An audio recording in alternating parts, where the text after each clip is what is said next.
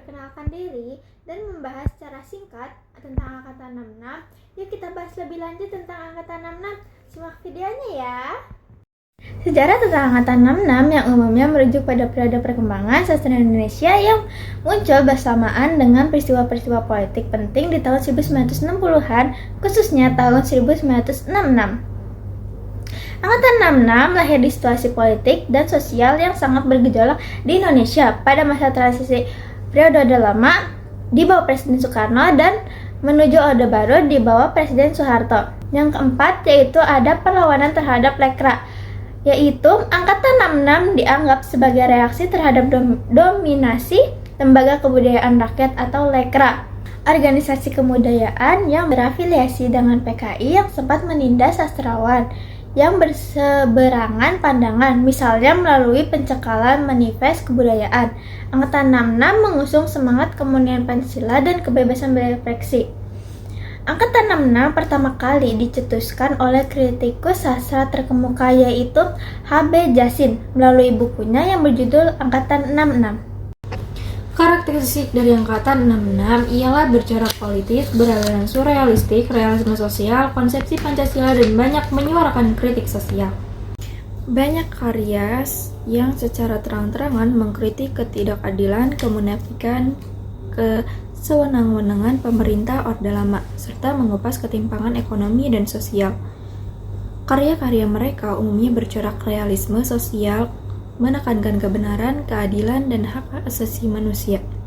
Sastrawan Angkatan 66 kembali berpegang pada konsepsi Pancasila dan Undang-Undang Dasar 1945 sebagai landasan berkarya, berbeda dengan periode sebelumnya. Adapun gaya bahasa dan penulis menggunakan bahasa yang tajam, lugas, bahkan cenderung kasar untuk menyampaikan kritik. Yang kedua, puisi protes. Genre puisi menjadi sangat dominan sebagai media perjuangan dan ekspresi. Puisi-puisi yang bersifat demonstratif dan epik banyak bermunculan. Yang ketiga, eksperimental. Munculnya aliran sastra yang beragam dan eksperimental seperti surrealisme, arus kesadaran, arketip, dan absurd. Yang keempat yaitu fokus pada kebatinan. Seiring waktu, tema beralih dari protes yang berapi-api menjadi curahan hati, perasaan lega, dan terkadang beralih ke tema-tema keagamaan.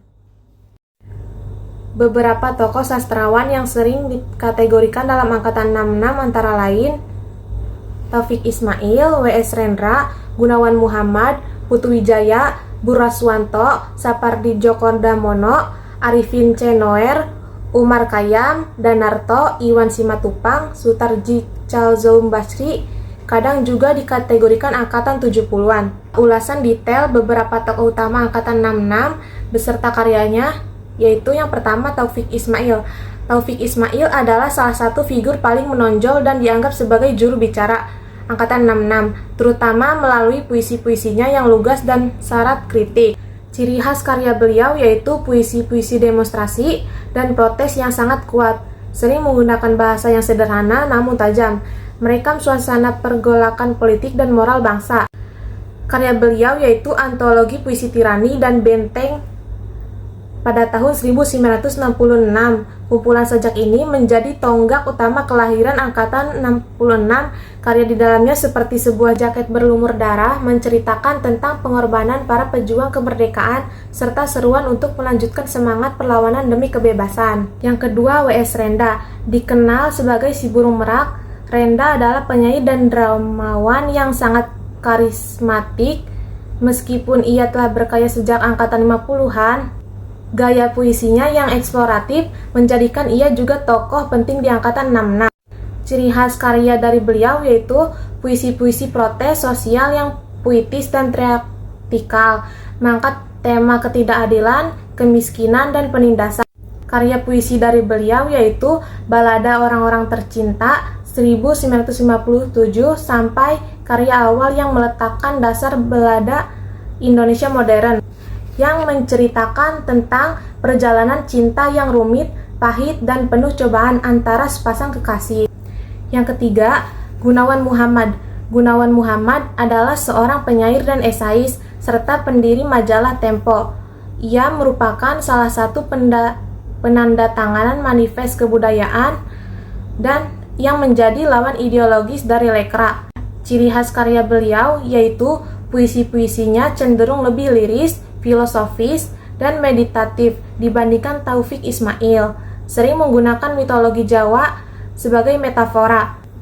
Karya dari beliau yaitu Parikesit, yang menceritakan tentang kisah Raja Parikesit, cucu Arjuna dari Wiracarita Mahabharata yang bertema bakti anak kepada orang tua.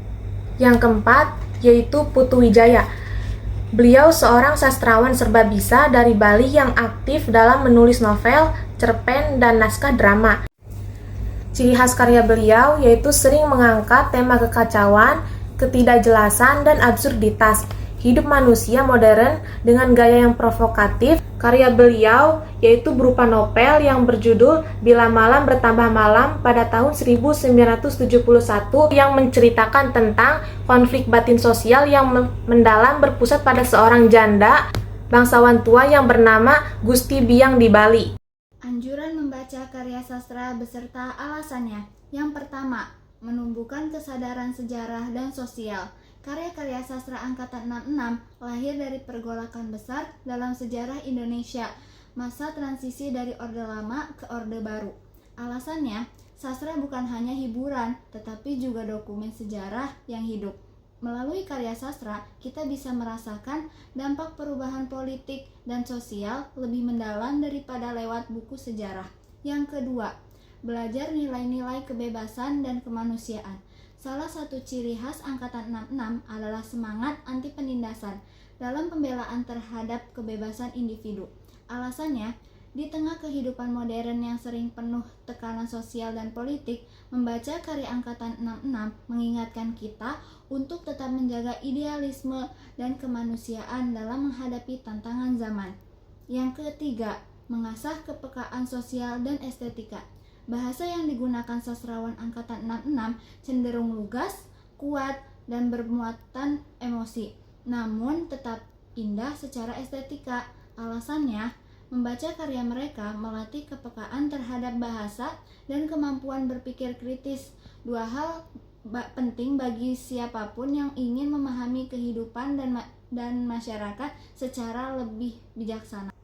Nah, tadi kita sudah menjelaskan tentang sejarah angkatan 66. Semoga kalian bisa memahami apa yang sudah kita sampaikan. Kurang lebihnya mohon maaf. Sampai jumpa lagi. Bye-bye.